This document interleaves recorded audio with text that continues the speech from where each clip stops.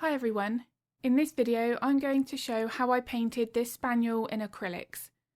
Now I will have a video here on YouTube of the background, but this was quite a lengthy and complex painting, so I'm going to split this up into two parts. Now starting with the eye, and my initial step here is to map in, just with Mars Black, the outside shape of the eye.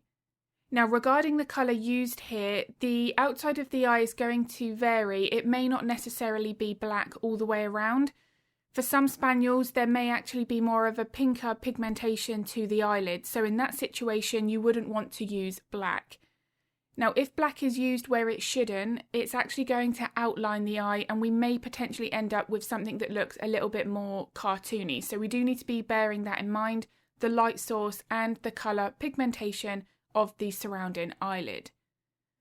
Now once I've then worked on that, I can start to focus more on the iris colour and the reflection.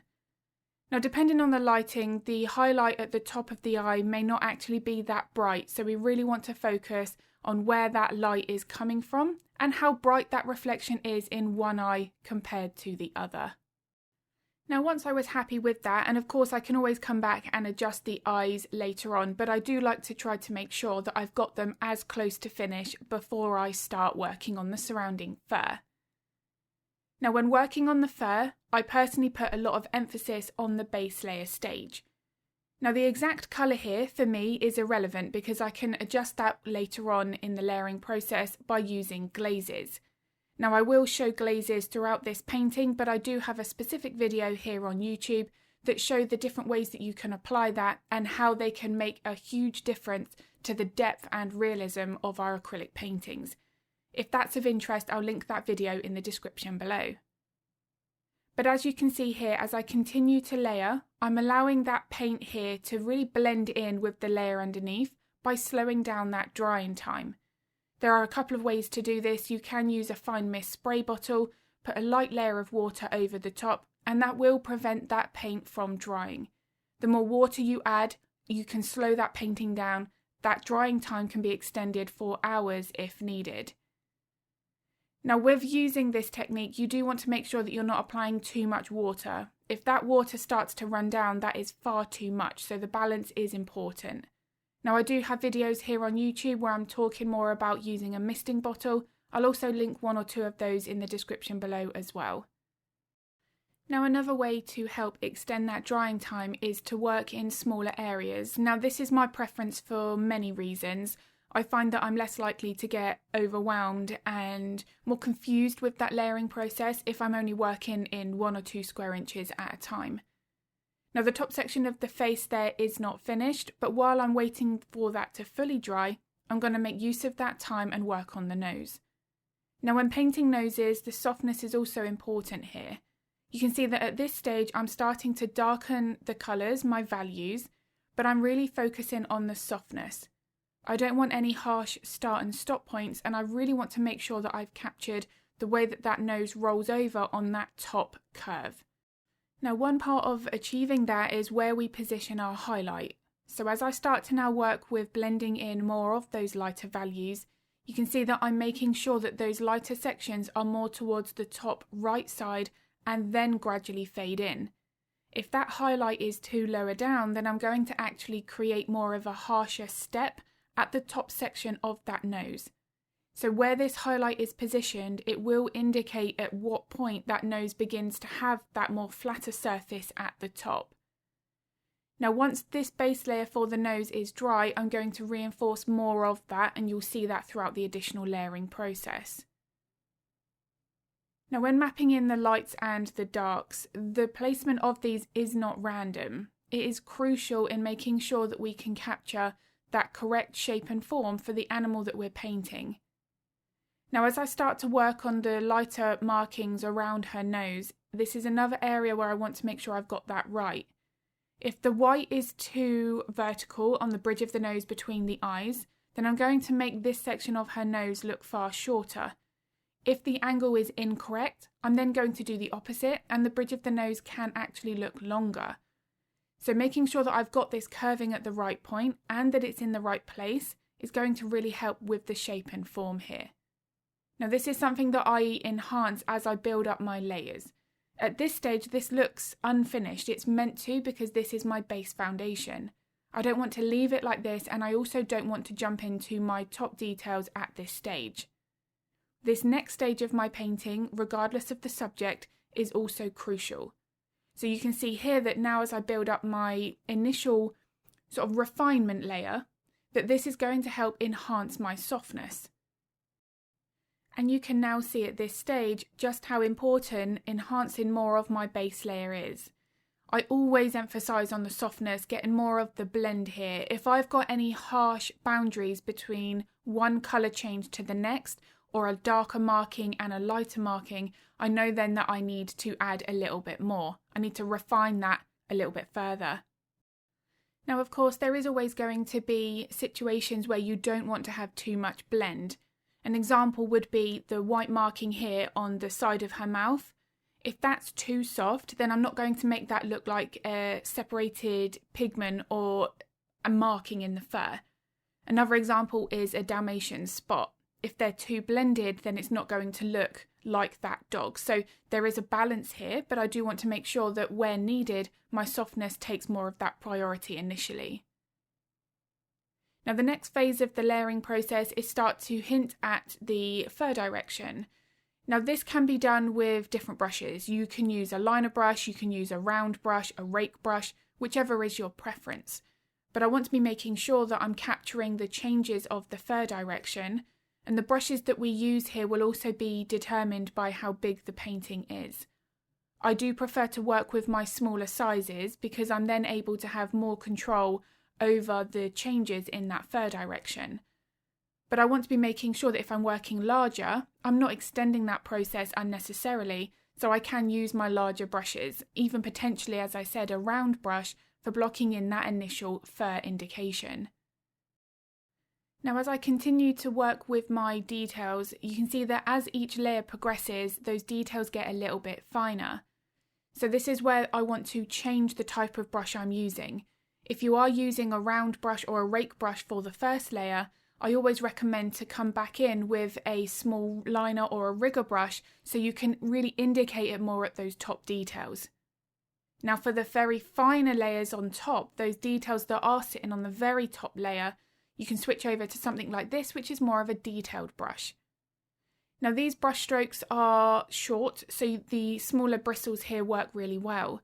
But if I'm still trying to create a longer line, I would opt to using a rigger brush that's going to be able to hold more paint on that brush and create those longer lines.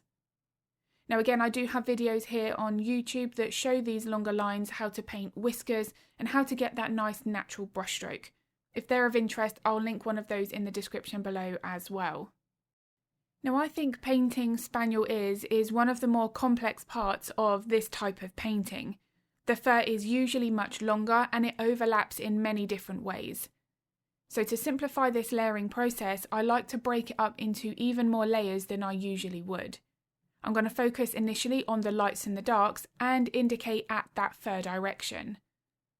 Now you can see that I haven't come in just with one solid colour. I'm not working with my exact colours, but I do want to make sure here that I'm hinting at where some of those highlights are going to be when this painting is finished. And again, as I continue to layer here, I'm refining my base layer. I'm not going to jump into my details if my base layer looks quite sketchy. Now I do work with dark to light techniques with acrylics. It's got that wonderful ability of being able to layer endlessly. If we make a mistake, we can fix it. If we make that layer too dark, we can either work with a glaze or just simply paint over it, adding more of our highlights. Now when I'm working on this, I'm going to choose to switch between one ear and the next so that one of those can be drying whilst I'm working on the next layer. So here, the fur colour, as I've mentioned, it's not going to look right at this stage. But first of all, I want to focus on my values.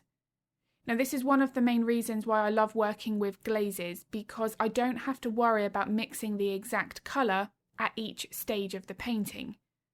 If I can just focus more on my values, so getting something that's just a little bit lighter to show up on top of my darker base, once that's dry, I can then adjust that colour with a glaze. This is another way that I can simplify the layering process and makes something that's very, very complex far easier to tackle. Now at this stage I'm not working with glazes at all, I'm still adding in more of my values. But when working with glazes, it's really important to make sure that those layers underneath are completely dry. And this layer here is exactly that. So you can see that I'm coming in with much more of a richer colour. It's still not the exact colour that my top highlights are going to be, but this is enough to then adjust my base layer. And this really now is going to be more of a rinse and repeat process. So I want to be making sure that I'm not jumping into my brightest values yet. I'm going to be saving those right for that last layer, and in some cases I might do 10, 12, 15 layers. There is no exact rule or a way that I can say this is the number of layers for that specific spaniel ear. It will depend on the lighting, how fluffy the ear looks, how many curls there are, and so on. A spaniel that's had its fur cut, it might have then more of a simplified layering technique. But if I'm working with something like this where the hair is much longer, I do want to make sure that I've got the flow of those brush strokes.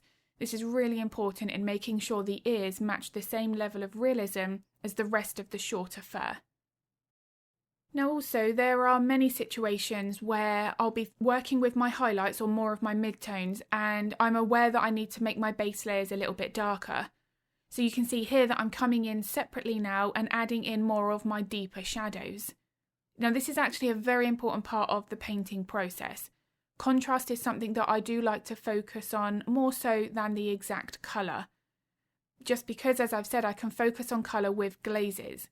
But if my contrast isn't right, this fur is going to look very flat. Now one other big tip here is to take regular breaks. This kind of painting with this level of realism, it's involved. It's time consuming. We can't get this done in an hour. So I spread this painting over about 2 or 3 weeks. I was working on other projects, other tutorials, but I made sure that at each individual stage, so once I'd finished the ears, for example, I would take a long enough break that my eyes were fully rested before I moved on to the body. Now I do find that these times away from the painting are just as important as the painting itself.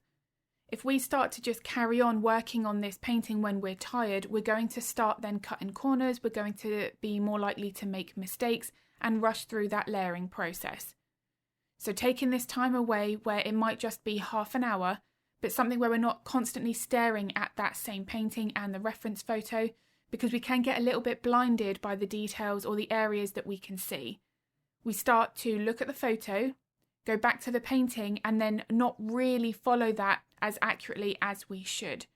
Everything can start to get a little bit messy, so I do want to be making sure that if I'm aware that that's happening and my layers are starting to look a little bit flat, or I know I'm moving my brush in more of a repetitive way, that I need to put that down and come back to it later on.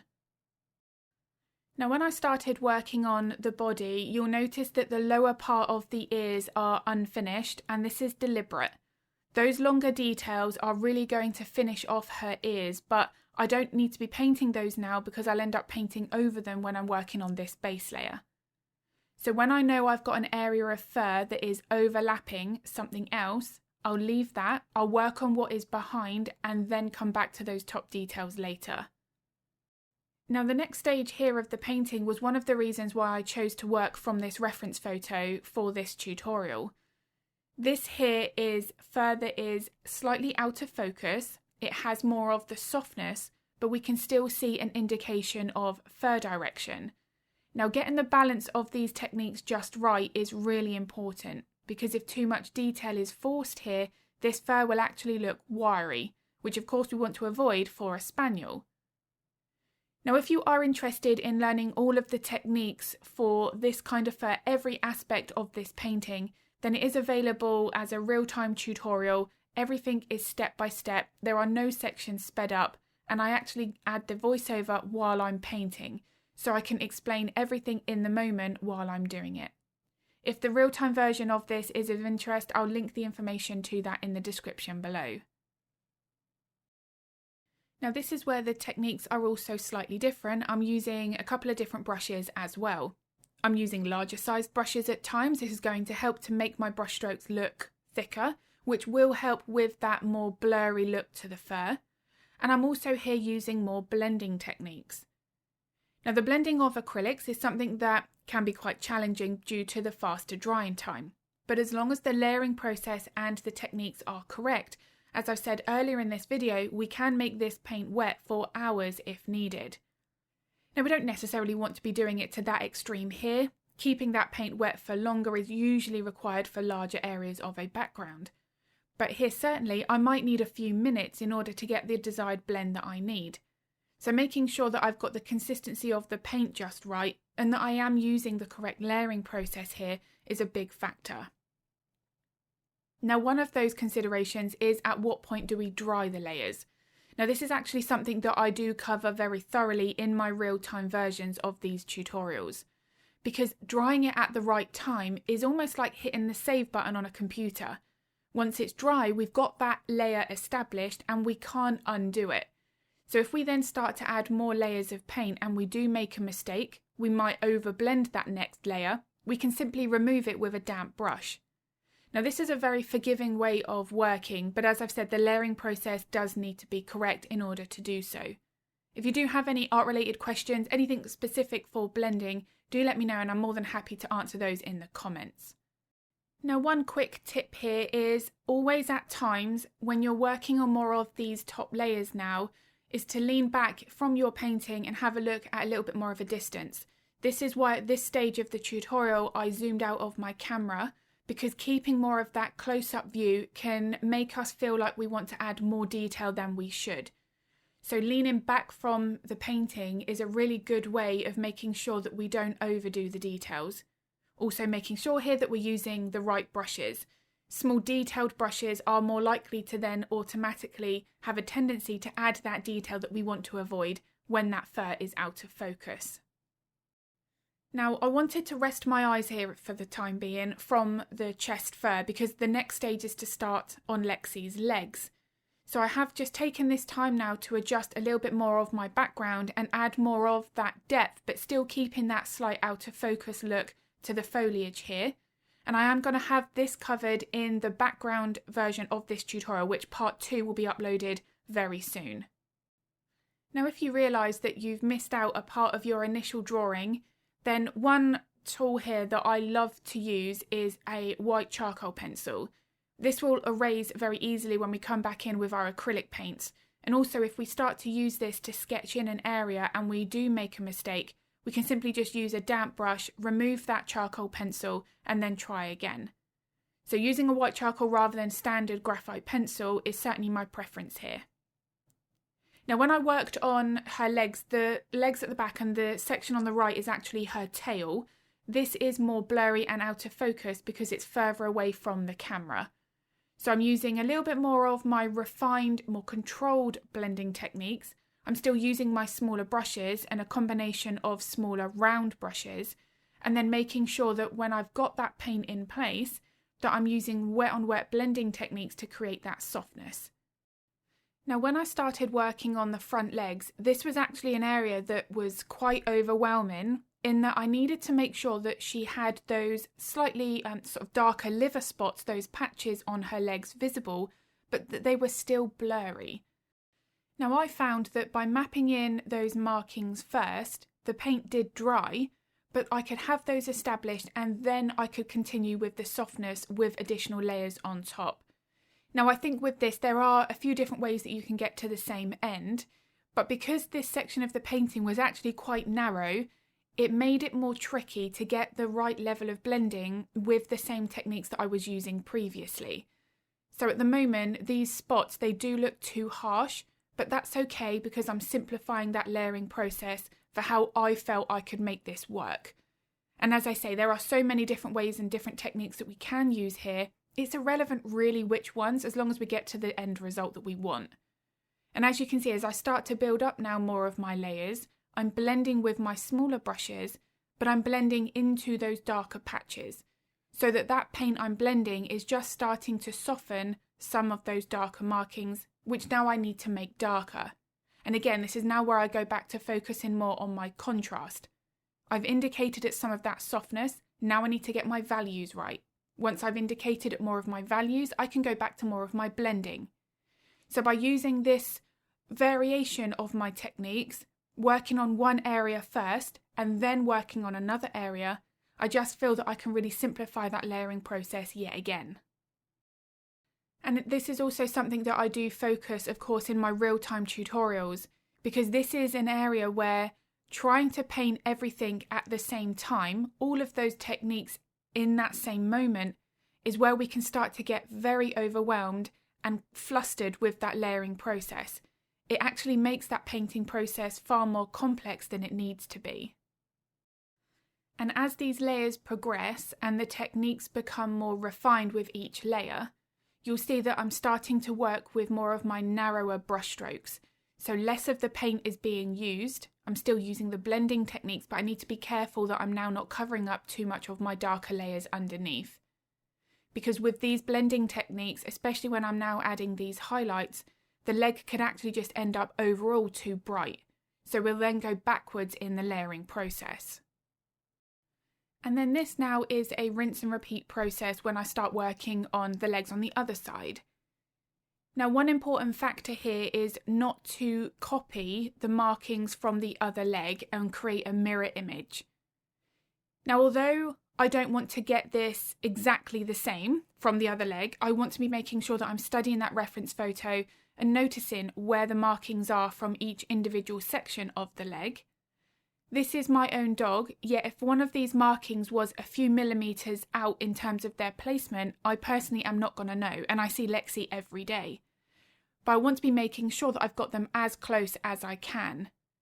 Now, if I'm working on an area of a marking that is larger or it's got more of a unique shape, then that is something that I definitely want to focus more on in terms of the placement, the size of that, and so on. But for these very small little patches, I do feel that that's a little bit more forgiving. I'm not going to sit there and stress that everything is pin perfect, but I do want to make sure that I'm going full close. More so than just to make sure that I'm not getting a little bit lazy with those techniques. Now, of course, the exception with that as well is, let's say she had an obvious patch of fur, a specific light or dark marking on her face. I do want to be making sure that I've got that exact, because that's going to be more noticeable. A Dalmatian, for example, that has very defined patches and markings, that's going to require a little bit more emphasis on that rather than something like these markings on her legs, especially because this section of the painting is out of focus just slightly. Now, something else here that is important is when these last stages are starting to be established, is that what's underneath it on those very outer edges of the fur is finished. So for example here it would be the tree that she is standing on. I made sure previously to get that pretty much done. However, I will come back in and adjust the shadows underneath her paws to make it look like she's more perched on top of that, and then I may need to come back and add those sections of the ends of her paw and the sides of her legs, just like what I've mentioned with the bottom of her ears. Now, with that in mind, it just means then that we can capture a little bit more of that realism by making sure that each section of that painting is in that correct area of that layering process.